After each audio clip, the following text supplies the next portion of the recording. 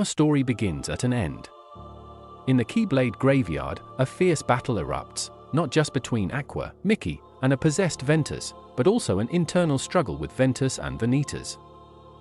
Ventus sends one final swing at Vanitas, the latter getting knocked back and losing his grip on the Keyblade.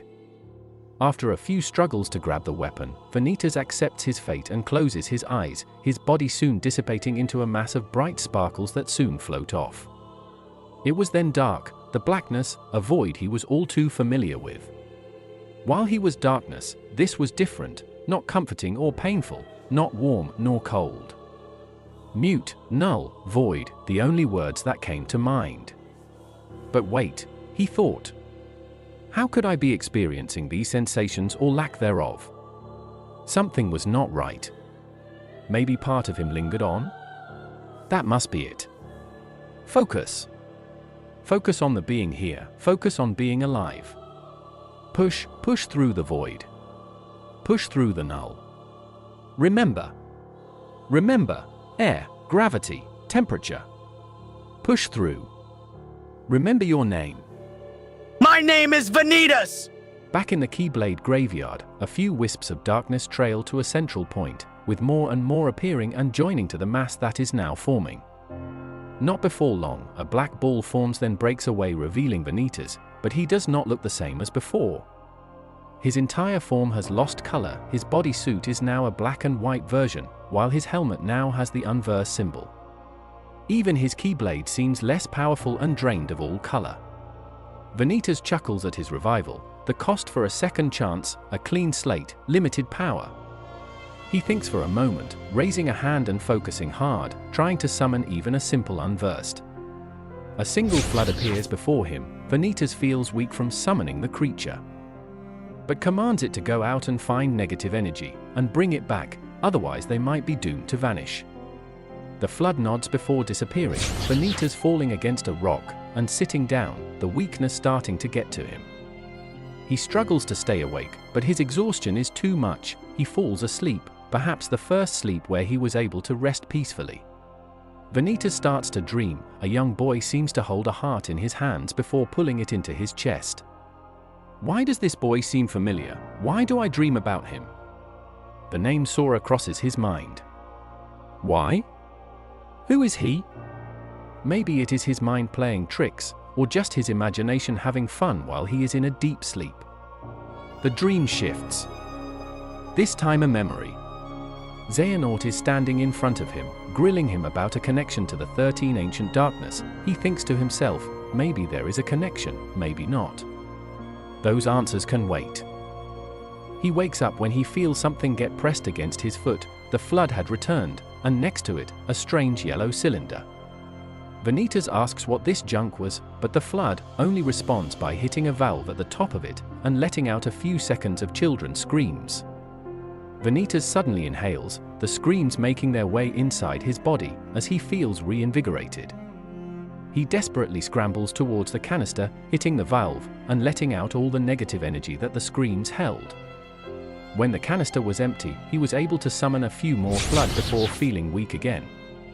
He looked at the first flood and instructed it to bring its siblings to go get more canisters, which the flood nodded and left with the rest.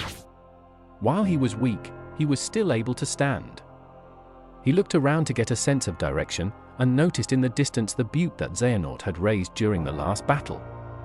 He begins to make his way towards it. Maybe Xehanort is still there, or maybe he was defeated. Only the battleground will tell. When he got about 2/3 of the way there, the floods had returned carrying a few canisters. Vanitas wastes no time indulging into the screams, feeling even more powered up than before, though not quite back at a stable point again. He dismisses the flood one more time to go fetch more canisters. This should be the final time they may need to do so. When Vanitas gets close to the battleground, he surveys the area, finding only the destruction the Keyblade had caused when it was unstable. He looked for more clues, but he couldn't find any other signs of life, at least now down where he was. Vanitas looked up at the top of the butte. Was there anyone left at the top? Before he could ponder another thought on the matter, the flood brought back a few more canisters, Vanitas quickly absorbing the energy from them. He felt his power come back, and now he is at a good stable point, so he dismisses the unversed and looks above.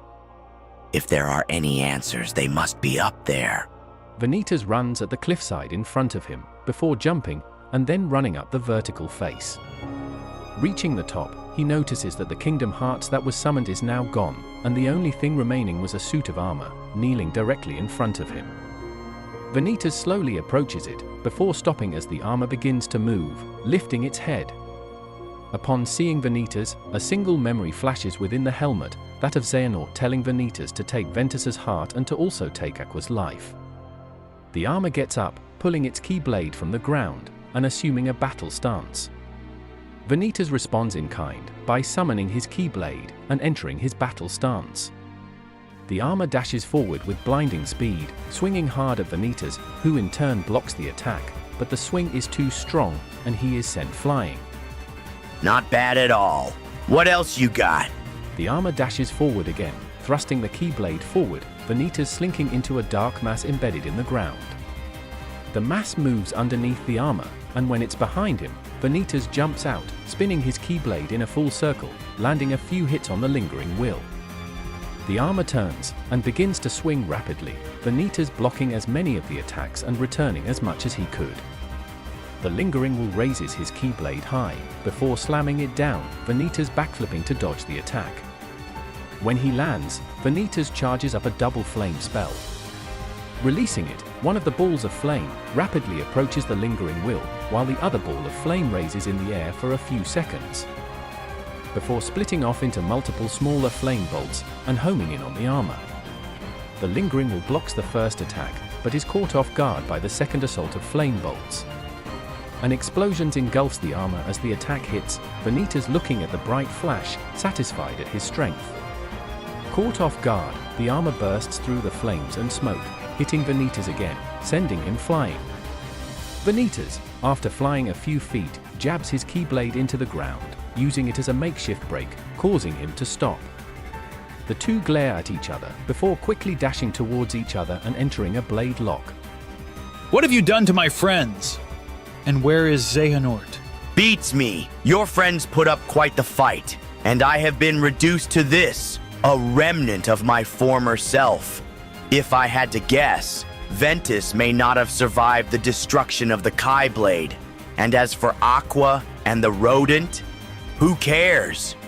Maybe the explosion ended their meaningless lives, or blew them away to who knows where. All I know is that we are the only two who remain. So I should be asking you, where is the old man, Terra? The two keep pushing against each other, both giving their all to outpush the other, but neither seems to give an edge of weakness. Before their stalemate could see who would falter first, their blade lock is interrupted by a sudden wind that was trailing darkness into a small black mass, which then explodes, erupting into a flash of purple flames, Vanitas and the armor quickly jumping back to analyze and prepare for whatever this is. Once the dark flames dissipate, a muscular Heartless, wielding two swords and wearing a scarf, looks at the two in front of it. This is the Dark Inferno, and it first looks at the armor, trying to find a heart, but it only hears the echoes of one within the armor. It turns to Vanitas, hearing a heartbeat but at a much lower tone. Friend of yours? Oh, you think you're cute with that one? When I still had a body, I was more handsome. But this thing is pulsing with darkness. This is no unversed. What is it? The old man told me of creatures such as this. They come from the realm of darkness to seek out and steal hearts. They're called Heartless. If you're too scared of this thing, then let me take care of it. Then we can finish our fight. Don't let me get in the way of your bravado. Vanitas and the Dark Inferno charge at each other, both attacking with quick strikes and heavy blows. Vanitas forces the Dark Inferno to jump back, gaining distance, before powering up to an even stronger state. Vanitas mocks the power-up, calling it a bluff. But he is then slashed at by the Heartless, barely registering time to see it move and attack. Vanitas is pushed on the defensive, before another blow is struck. Vanitas is feeling weak again. His thoughts race in his mind, he should be stronger than this, he should be better than this isn't right. But it was too late. As he looks again at his foe, the blade slashes at him one more time. The final strike, the fatal blow. Vanitas' heart comes out from his chest as he is sent flying backwards. He tries to reach for it, but his hand is slowly disintegrating. This feeling, I haven't felt it in a long time. This is fear. Vanitas watches as his heart heads toward the Heartless. His fate was sealed. Or was it, as the lingering will comes in out of nowhere and body checks the dark inferno away, the armor pivots his feet and lunges forward, catching Vanitas' heart in his hand. The armor manages to catch up with Vanitas' body, extending his arm and pushing the heart back into Vanitas' chest. Time seemed to slow down and stop for Vanitas. The heart was almost back inside him, but he felt something. A memory or a dream. The young boy holding a heart in his hands, before pulling it in. Another of Ventus standing on his broken station, before it was being repaired. Maybe, he thought, this was a sign? Maybe the negative emotions and energy were not enough to fix my heart. But who would ever help? Me. Upon saying that last question, Vanitas' mind was gifted a memory, Terra's memory, that of the two boys on the beach. One of them was the same boy who took in Ventus's heart. The other, Terra passed the power of the Keyblade onto. Vanitas surrendered in this moment. If this is what Terra was showing as an answer, then he has nothing else to lose. Vanitas reached out, and for the first time in his life, he asked for help. Elsewhere, two young boys, Sora and Riku, are walking home at night, till suddenly Riku stops. He looks over at Sora, gripping his chest, stating that he feels pain. Sora questions what kind of pain it is, before he too also feels pain. Sora asks if it's another person asking for help, to which Riku agrees and states it must be a very desperate cry for help if they both feel it. Both boys close their eyes before they both are rendered unconscious. Both boys open their eyes. They seem to be in a black void, Sora mentioning that he was here when he opened his heart not too long ago. Sora looks confused, as he does not see the stained glass floor he saw earlier. The two continue to float down, until they seem to land on a solid surface. When one of them takes a step forward, ravens, as opposed to doves, due to Vanitas' darker heart, lift off the ground and fly off into the darkness. Once all the ravens are gone, the two boys look down, as the stained glass floor is now visible. Vanitas' station is mostly red, with him laying off to the side, similar to Sora's and Ventus' stations, but the station is full of cracks that are pulsing with dark energy. Sora looks around in confusion, wondering why the place has all the cracks, while Riku bends down to feel the crack, the negative emotions pulsating from the cracks making Riku feel awful. The two boys look at each other, before Sora calls out asking if anyone is there. Vanitas responds saying he knows who they are, the one who met Ventus and the one who met Terra. He asks why they are there. The boys tell him that they heard his cry for help, so they both came to help. Vanitas acts annoyed, saying he was not crying for help, and if all they're going to do is mock him, they can leave. Sora apologizes, but then asks why this place is the way it is. Vanitas tells him that he was once part of a whole heart, but the heart was ripped into two, one of light and one of darkness. While the light went off to make friends and become a hero, Vanitas, the darkness, was left as a slave to the man who ripped them in two. Forced to hate, his heart was filled and fixed with negative emotions, and in the end, he was forced to fight the light, and lost, nearly ending his existence in the process. He held on by a sliver and made his way back, but at a cost. Vanitas explains he tried to fix his heart with more negative emotions, but that seems to have been a temporary fix, as he is back to being weak, and his heart was almost stolen from this weakness. But an unexpected ally saved him from losing his heart, but he is still weak, and in a moment of weakness, his walls broke, and he asked for help. Sora and Riku look at each other, expressing great sadness at the tale, Riku stepping up and saying he doesn't need to be the darkness, he is his own person, not one half of a whole, but a whole in himself. Vanitas exclaimed that he is darkness, but Riku dismisses it, saying maybe he just needs a little bit of light to show him the truth. Riku bends down again and closes his eyes, touching the cracks again, as the negative emotion seemed to change into a bright light where Riku touched. Sora also bends down saying that he doesn't need to be alone anymore, and that whenever hearts touch they're connected forever, and the cracks Sora touch also change into light. The light begins to flow through the cracks, connecting to each other like water from multiple small streams. A voice in the darkness cuts through. While Riku does not know this voice, Sora and Vanitas do. It's Ventus, saying that despite their history and fights, he forgives him and apologizes for not understanding him and his pain. Vanitas annoyingly grunts at this notion, but a ghostly version of Ventus manifests, bending down and touching the cracks, saying he will take some of his darkness, while giving Vanitas some of his light. A small unison of what once was, but can begin anew. Soon all the cracks are filled with light and Ventus disappears, Sora and Riku looking at the light that now radiates from the station, before also vanishing and returning back to their bodies. Back at the Keyblade graveyard, time goes back to normal. Vanitas' newly fixed heart is finally pushed back into his body, and he falls to the ground in pain. He is not used to the feeling of light, it burns, he has trouble breathing, and he rips off his mask. His eyes begin to change, as the gold seems to shrink and go more toward the pupils, as silver takes over the rest. The final look is that of central heterochromia, with silver eyes and a gold center blooming from the pupil. The armor looks at Vanitas' state and realizes something has happened, but does not have a lot of time to find out what, as the Dark Inferno charges at him. The Dark Inferno lands a few clean hits on the armor, but the armor was able to deal a few hits of his own, Vanitas looking up for a brief moment, only to see the Dark Inferno about to combo into a kill move. Vanitas pushes down his pain, grabbing his Keyblade and charges at the two, the Dark Inferno using the advantage in dual wielding to disarm the lingering will after a few more strong hits. The Heartless raises both of its swords into the air and quickly brings them down, Vanitas putting all of his power into a slash that will hit the Dark Inferno across the back. The slash hits true, it being the final hit on the Dark Inferno, the Heartless disintegrating into a puff of black and purple smoke and powder.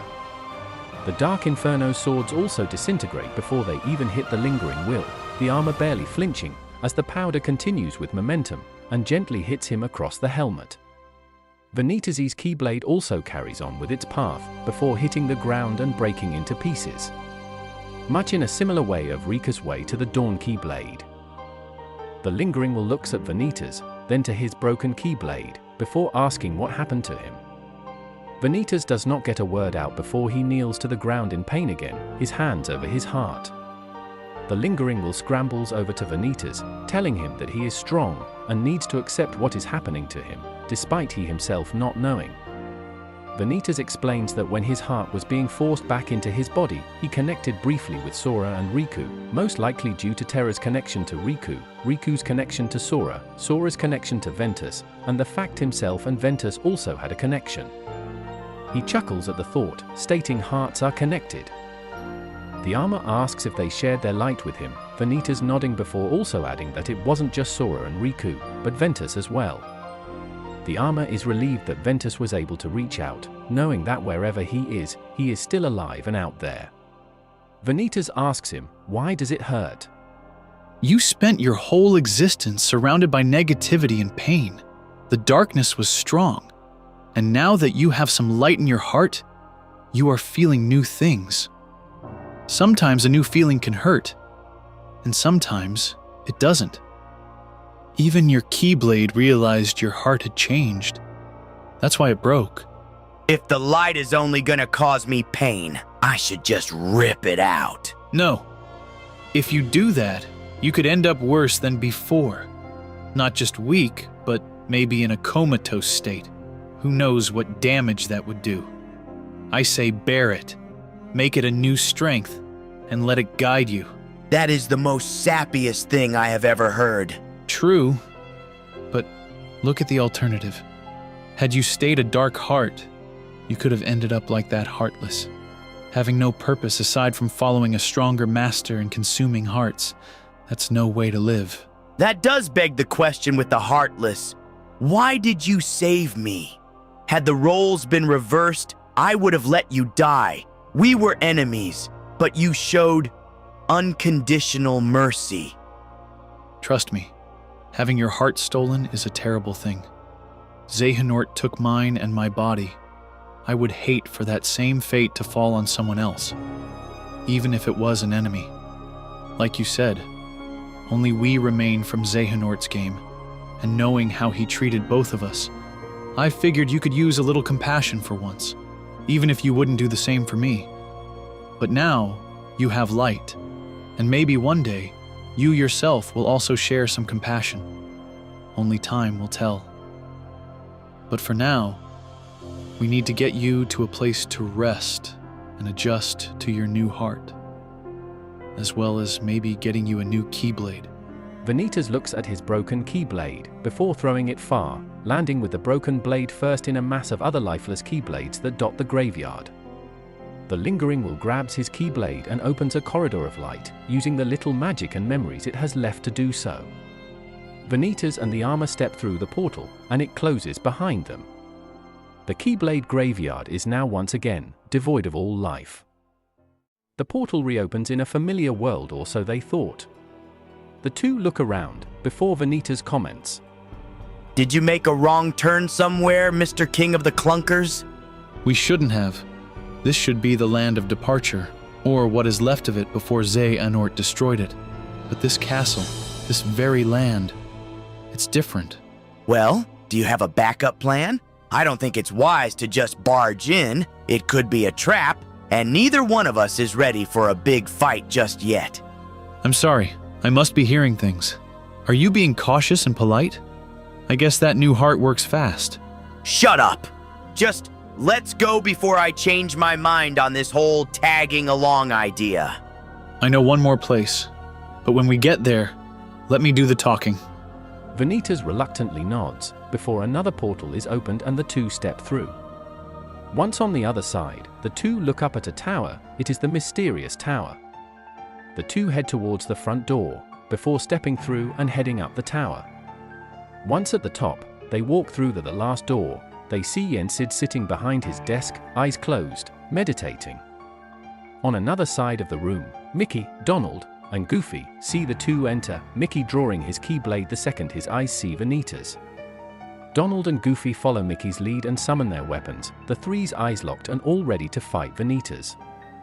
Yensid opens his eyes and raises his hand, letting them silently know that he has the situation under control.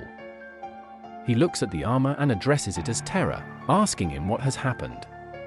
Terra explains what happened with him and Xehanort, the possession, the fight, then the explosion of the Keyblade.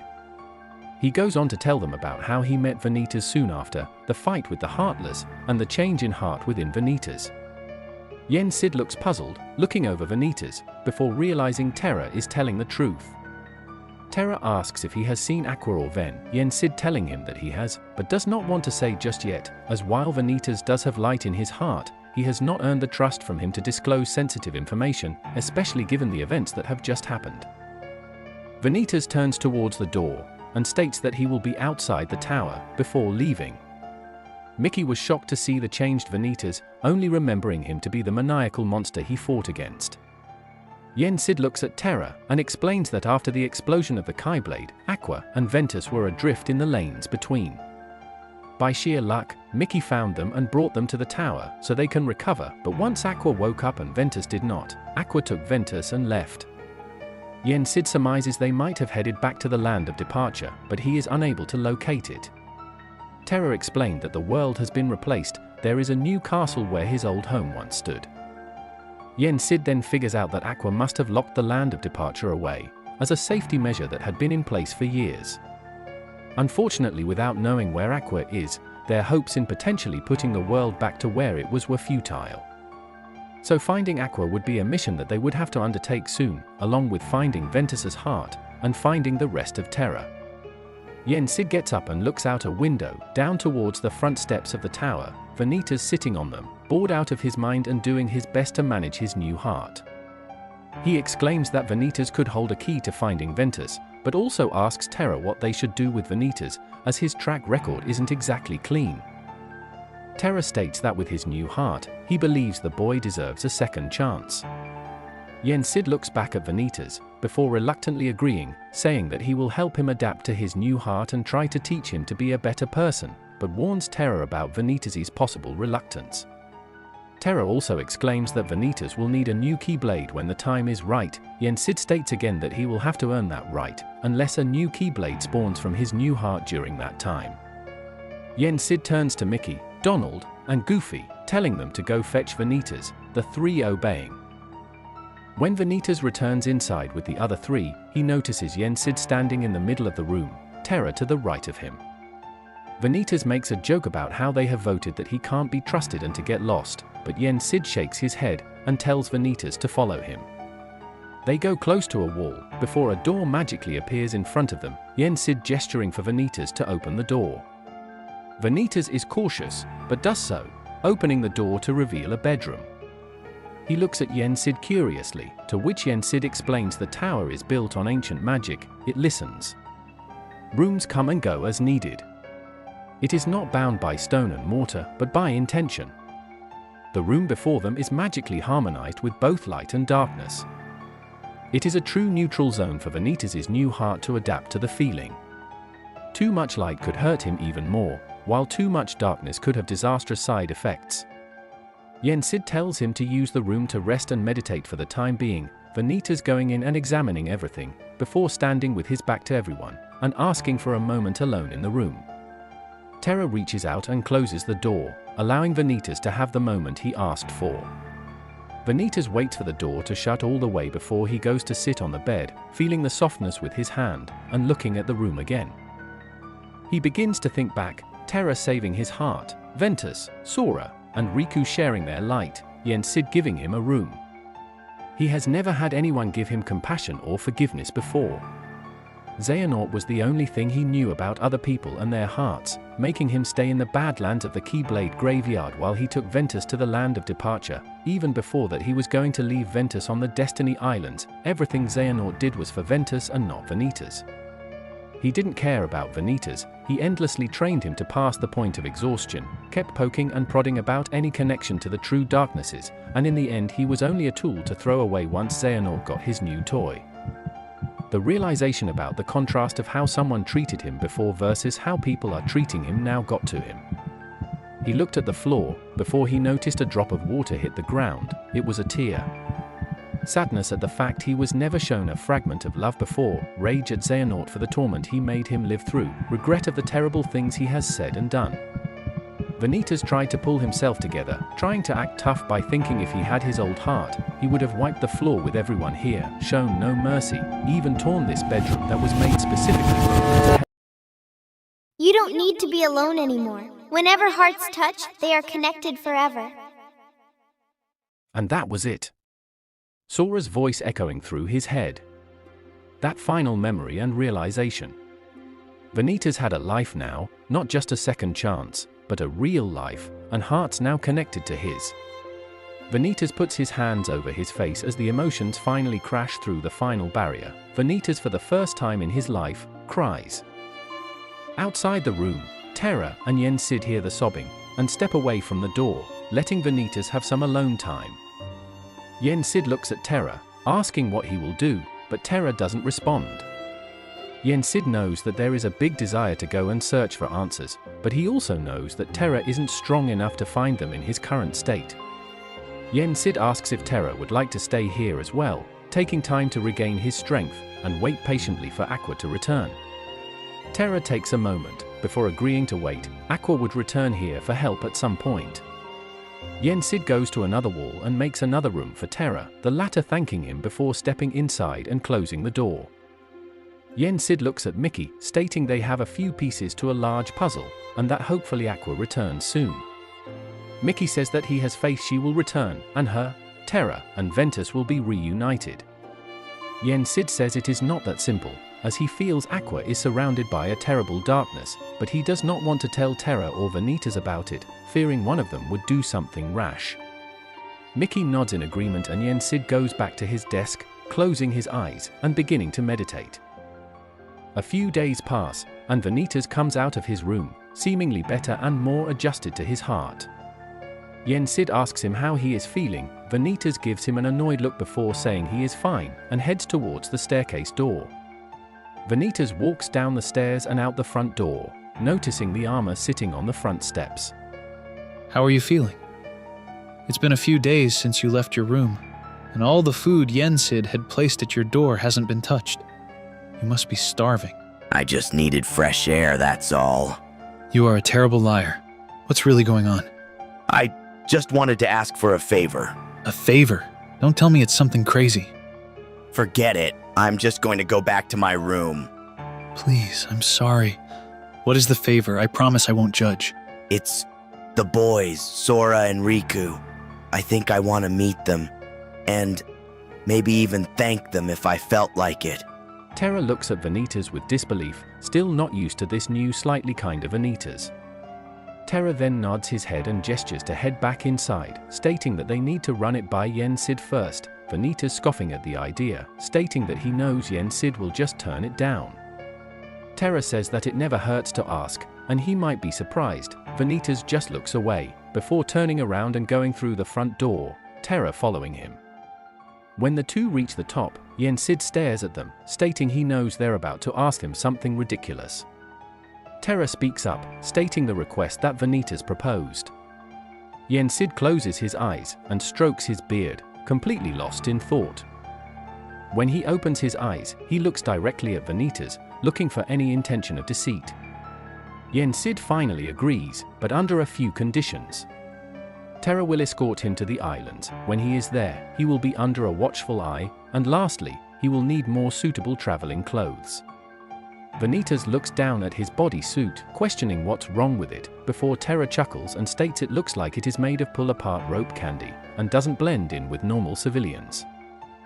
Vanitas looks annoyed at the armor, before he is distracted by Yensid summoning a suitcase onto his table. He gestures for Vanitas to take it and try it on, which Vanitas grabs the suitcase and heads to his room to change. Once done, he comes and stands in front of a mirror, stating he looks ridiculous. His new outfit is black sneakers with a red laces, black cargo shorts, a dark blue and black short sleeve hoodie with red accents, a grey tank top underneath, a black wristband with a singular gold stripe running across it, and a necklace that has his old Keyblade's charm, that of the two gears. Vanitas kept looking at himself, and then it clicked. For the first time of his life, he doesn't look like a shadow or a villain. He looks human, he looks normal.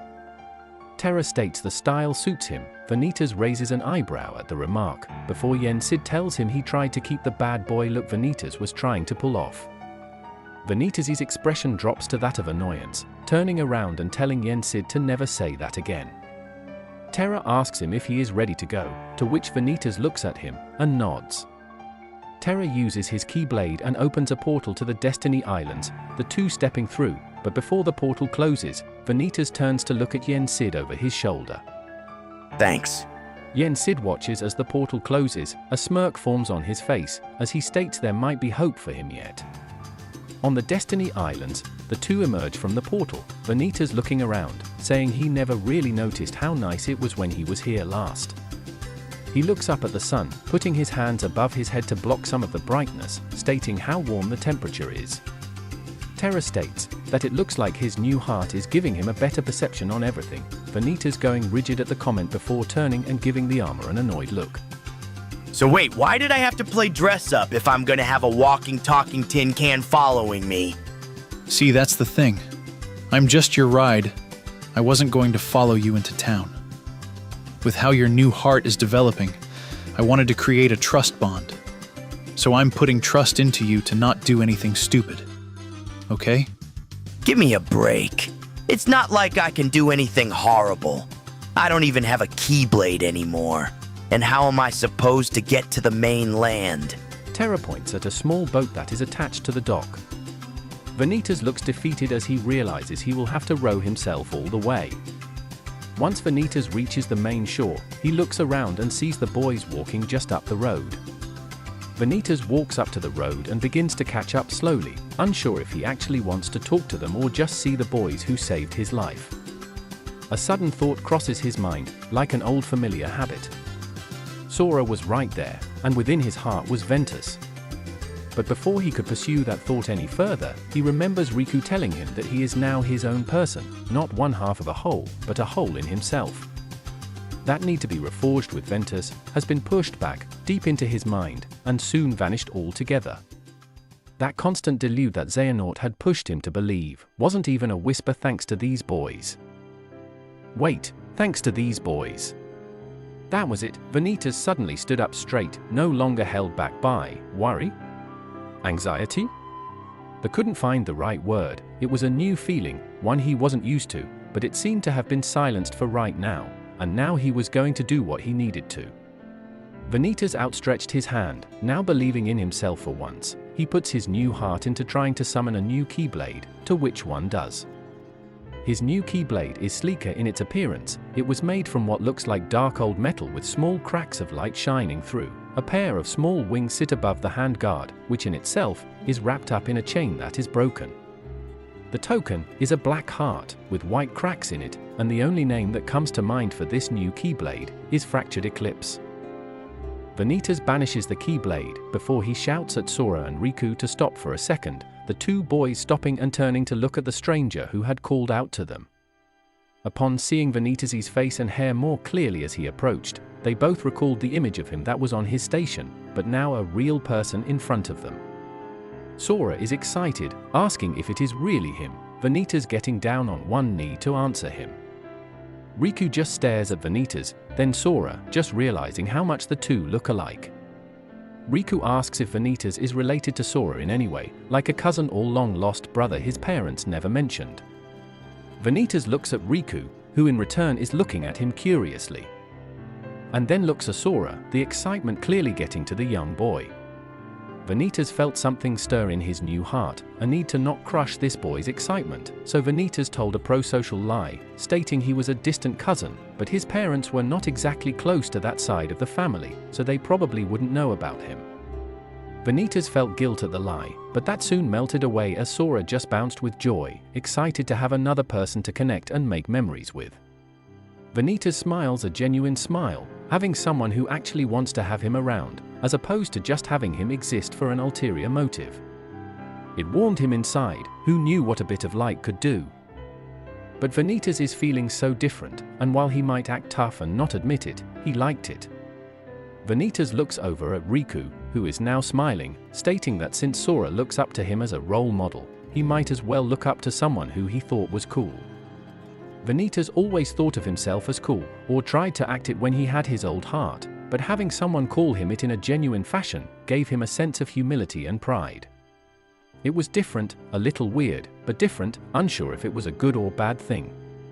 Vanitas' attention was brought back to Sora's, as he asks, We were on our way to get ice cream. Do you want to come with us? You know what? Sure, but Vanitas pauses for a moment, realizing he doesn't have any money, instinctively checking his pockets even though he has never had real clothes before. A strange sensation, he thought, doing something instinctively, but his thought was abruptly lost as he felt something in his pocket. It was a small pouch. Inside it was money and a note. The note read, "For the ice cream," and it was signed by Yen Sid. Vanitas thought to himself, that cheeky old man, before a small smile forms on his lips. All right, let's go. But I have to admit something. I've never had ice cream before.